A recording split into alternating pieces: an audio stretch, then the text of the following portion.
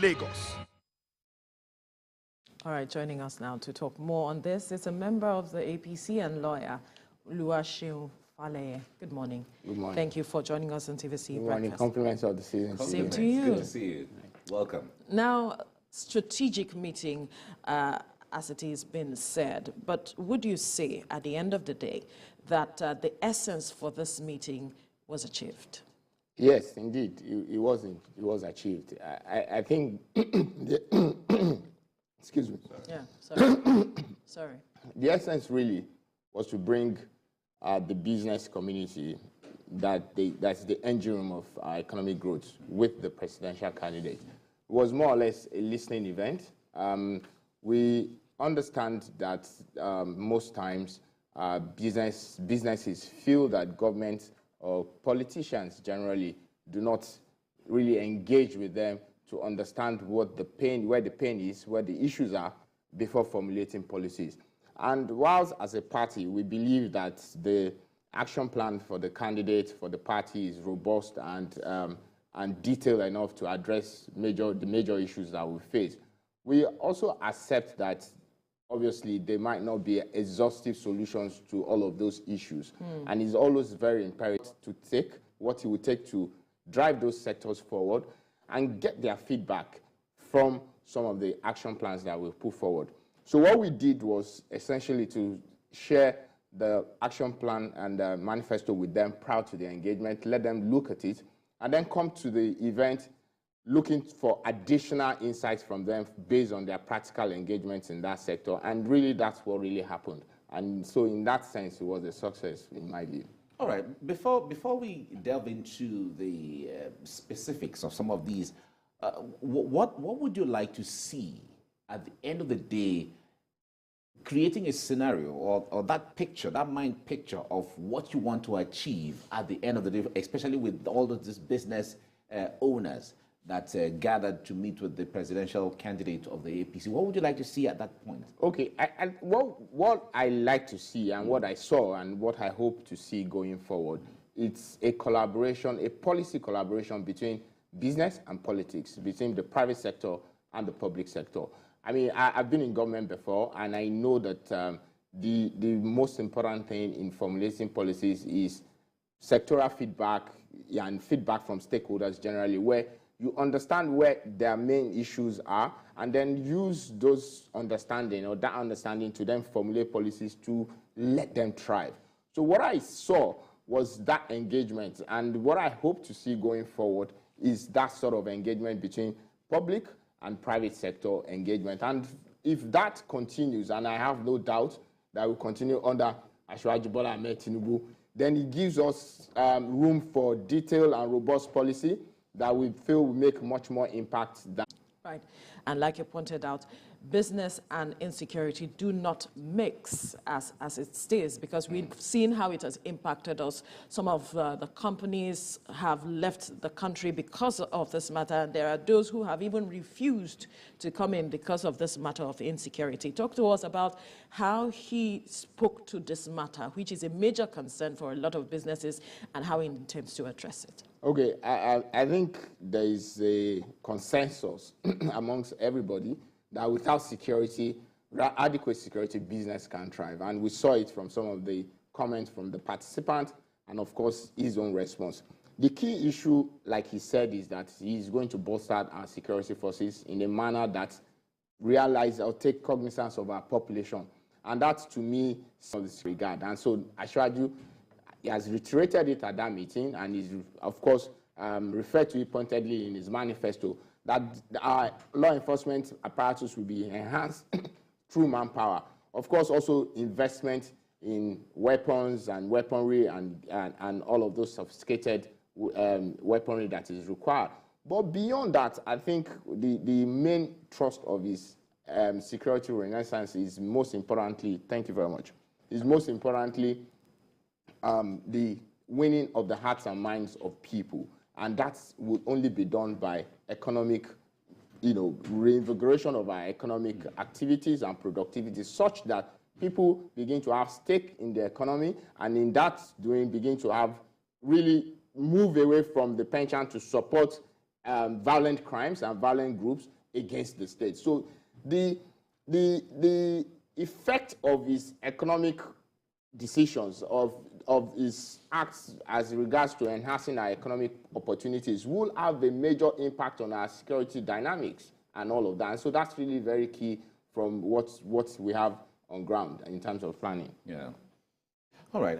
I think those are some of the things Nigerians would like to see, especially when a lot of people talk about people connect insecurity to social issues, where there is unemployment, there is illiteracy, you know, and all of that.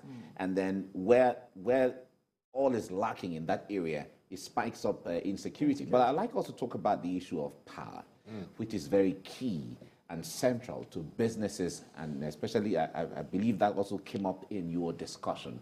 What are some of the discussions that were held in the area of trying to create assurances to ensure that there's power available for businesses? Interestingly, there was a major insight from a power industry player, and some of the feedback we got from them was, of course, the decentralization of the national grid, the continuance of the power reforms that are started, and of course, governments really maybe divesting from some of the assets from the distribution asset. So those are some of the feedback that we got. In terms of Asiwaju's own policy statement, he has said whether by hook or by crook, we would have power in Nigeria. And it's not just saying, if you look at what he said in his manifesto, first and foremost is to continue the investments in the improvement of our distribution, transmission networks. That will be continued and that will be enhanced under him.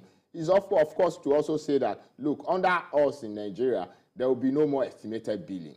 You will pay for the power that you are really using rather than the estimated billing. And if you look at some of the work that this government has done under the National Asset Minister Providing Scheme, it's really speaking to that.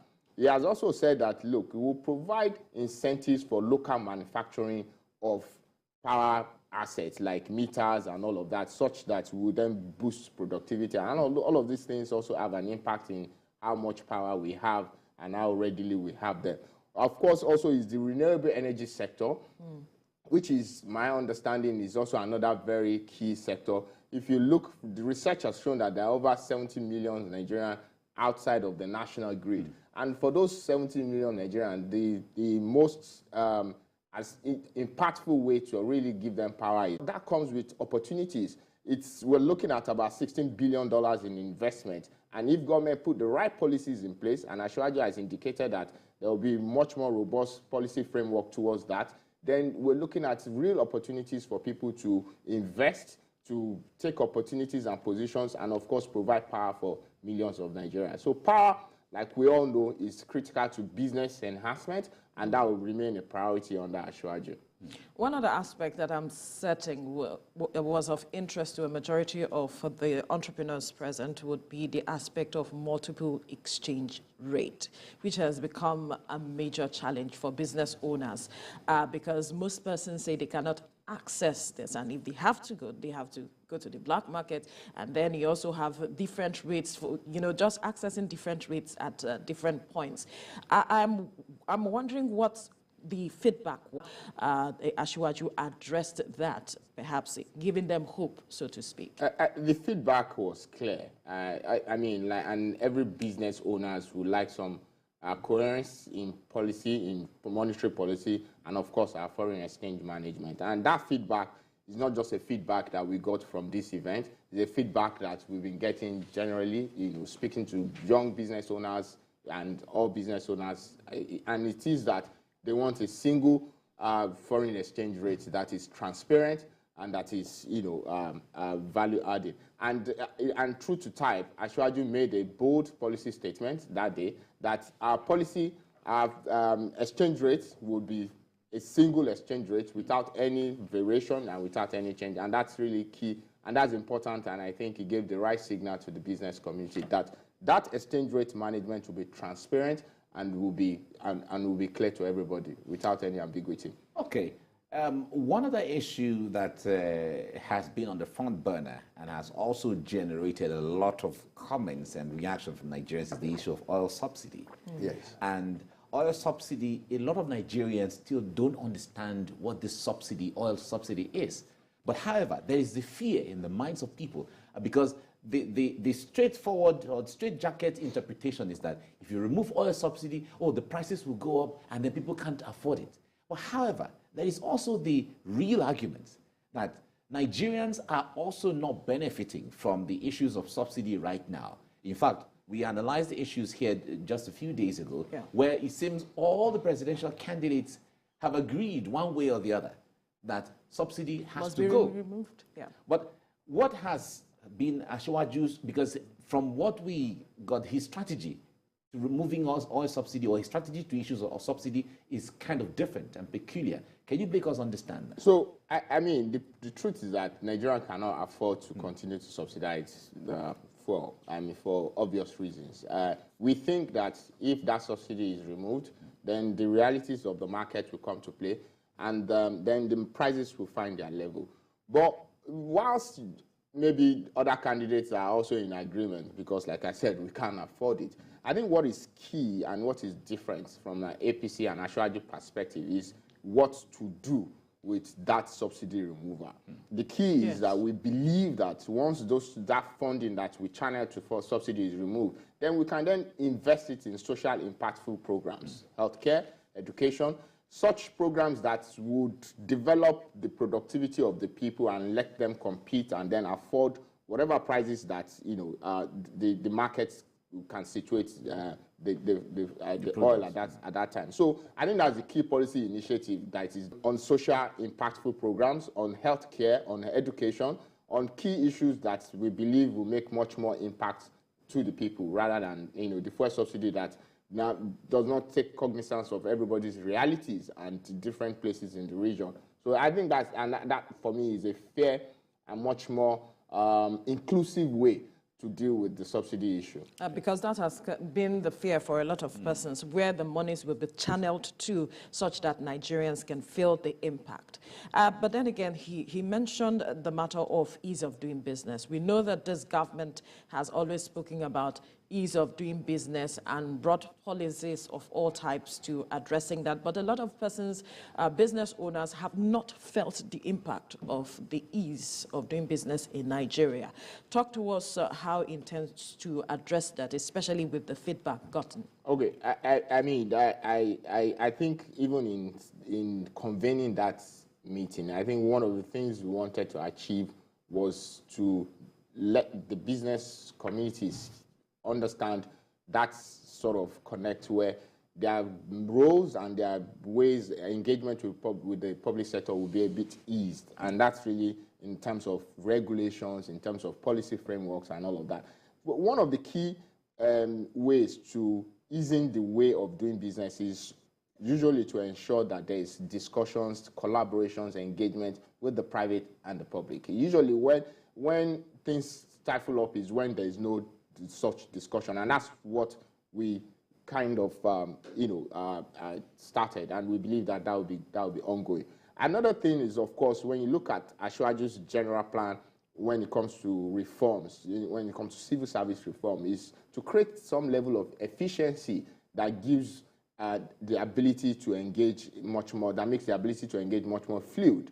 Another way to look at it is also in terms of the tax reforms that will be brought to bear, is to, of course, make it much more easier, much more friendly to businesses, much more coherent in the sense that businesses know what to expect in tax collection, in regulation, and sector-specific policies and all of that. Those key issues, I believe, will help. Did they speak about interest rates, especially for those who look at taking credits? Of course. And that's really, because if you look at the policy statement of the party, the most impactful fiscal tool that the government wants to use is in tax incentives, breaks, and looking at policy rates and all of that, and interest rates and assessing consumer loans, in assessing, loans for, manufacturing entities and all of that. And those rates, when assessed and if followed through, will be a bit reduced in a manner that is much more different from what we have now. So that's really another way that the business community will benefit under an Asiwaju government, so to speak. All right, talking about loans, let's get to students and student loans. He had mentioned sometime that he would create that system where students can get loans and go to school and then pay back eventually subsequently. We've seen this happen in the United States and other developed countries. It has never really happened in Nigeria, especially not in the recent times. This is going to be new. Talk to us how that is going to fit into the system right now. It's going to be new, and I think it speaks to some of the radical initiatives that we need, particularly for our tertiary institution. I mean, its plan on primary education and vocational education are well known. We want to revamp the curriculum. We want to enhance teachers' training and, look at the level of management that there is. And in vocational studies, of course, we want to do more to give Nigerians the ability to earn a decent living for themselves, using their skills and all of that. But for the tertiary institution, we believe that there should be a process where students are able to assess based on, their recognizance loans to pursue higher education. And in that stead, what then happens is that when you finish school, just like we have it in developed climes, you can then begin to repay that loan, on a sustainable basis. And I think that will be a game changer for the indigents that are brilliant, that are willing to take up further studies, that you can go to school without the financial burden that it brings. And this government will be behind you to ensure that you achieve your ambition in that regard. And then you can then begin to pay it up. And importantly, I mean, I've also spoken about the need for credit system as an aid or as a tool to corruption reduction. I believe this is also another tool in reducing the penchant for corruption, because if you tie this student loan to your employment after graduation, then you will know that you've got obligations to meet, and you have to then stay steadfast and and corrupt free in a way to keep your job and to service your loan. Those little social policies really help keep the cohesion of the society together and keep people focused on the straight and narrow. And I think that's one of the key things that this will achieve. But undoubtedly, this is a key game changer in education system and funding in Nigeria. Now, he promised to mobilize Nigerians to turn current challenges into big opportunities that will foster development. I'm wondering if he has identified those challenges that we intend to turn around to opportunities for development. I mean, there are challenges all around us, and there are opportunities all around us. If you look at our level of infrastructural development and the work that needs to be done to bring that, to make our infrastructural level almost irreversible, it portends opportunities for Nigeria in healthcare, in agriculture, in industrialization.